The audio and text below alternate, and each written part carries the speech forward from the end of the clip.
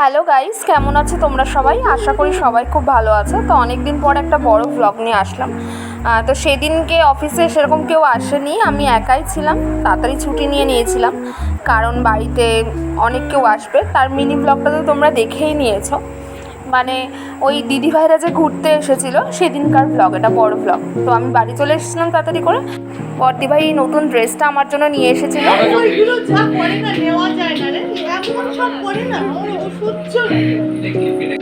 আমরা অনেক দিন পর 3 বোন আবার এক জায়গায় হয়েছিলাম, তো অনেক গল্প টল্প করছিলাম। আর আমি এটা খাওয়ার পর ব্লগটা কর না, আরে আজব নাম হচ্ছে তখন বুঝতে পারছি। তো ওই দিন আমার ডান্সের ফর্ম ফিল আপের লাস্ট ডেট ছিল, মানে ওটা জমা দেওয়ার। তো ওটা দিয়ে আমরা বিকালবেলা ঘুরতে বেরিয়েছিলাম। তো টোটো করে আমরা ঘুরতে যাচ্ছি হচ্ছে কেক পার্ক। তো সেদিনকে আবার আমার উপোস ছিল, মানে আমি তো সোমবার করে পুজো করি জানো। আর ভাইরা আবার গুড্ডু আমাদের সাথে ঘুরতে গেছিলো। তো ভাইরা কী করেছে যে সাইকেল নিয়ে গেছিলো আর আমরা টোটো করে গেছিলাম। তো সবাই মিলে ঘুরেছি, অনেক মজা করেছি। বাট আমি কিছু খেতে পারিনি, মানে খেয়েছিলাম ওই একটুখানি নিরামিষ ফুচকা, তারপরে তোমার একটু কফি সহজপাটে গিয়ে, মানে আমাদের তো কেক পার্কের পাশেই সহজপাট ক্যাফে আছে, সেটা তো তোমরা জানোই। তারপর আমরা সবাই মিলে ফুচকা খেতে চলে গেছিলাম। তো গুড্ডুকেও খেতে বলা হয়েছিল, বাট ও খায়নি।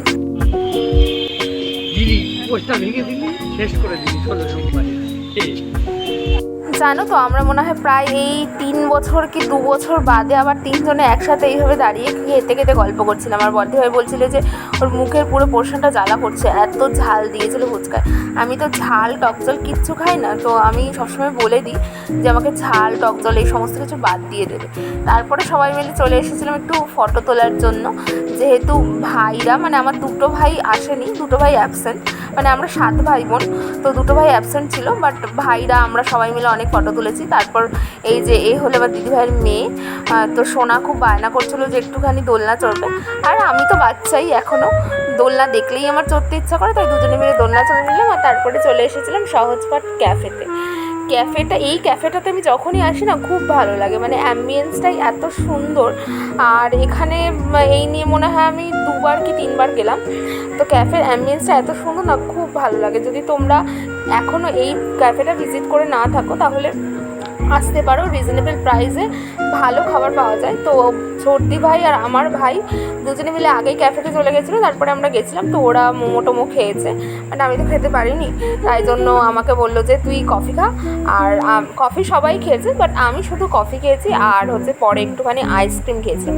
কফিটার টেস্টটাও মানে অসম ছিল, দারুণ ছিল কফিটা, একদম হার্ড কফি। আর আমার সারাদিন উপোস করে প্রচণ্ড মাথা যন্ত্রণা ছিল, যেটা হচ্ছে কফি খাওয়ার পরে একটুখানি রিলিফ পেয়েছিলাম আমি। আর তারপরে এই আইসক্রিমটা খেয়েছিলাম।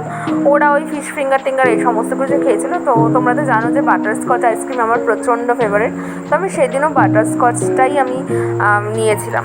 তারপর সমস্ত কিছু হয়ে যাওয়ার পর বিল মেটানো নিয়ে কিছু একটা প্রবলেম হয়েছিল ক্যাফের মালিকের সাথে, তো সেটা ম্যানেজ করে তারপর আমরা বাড়ি চলে এসেছিলাম টোটো করে মানে আস্তে আস্তে গল্প করতে করতে চলে এসেছিলাম। আর অনেকটা রাত্রি হয়ে গেছিলো।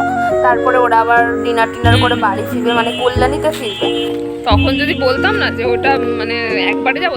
তারপর বাড়ি এসে বর্দিভাই সোনার চুল বেঁধে দিচ্ছিলো। আর তারপরে ডিনার করে নিয়েছিল সবাই। আর তারপরে বসে আবার একটু আমরা গল্প করছিলাম, ভূতের গল্প করছিলাম। তো গল্প টল্প করে তারপরে তখন মনে হয় রাত 11টা বাজে।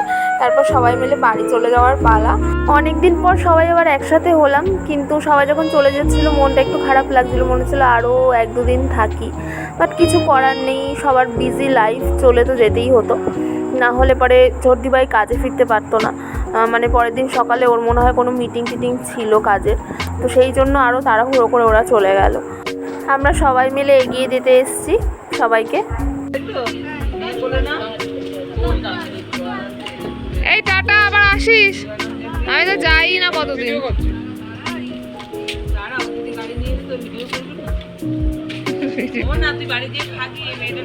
খাবো।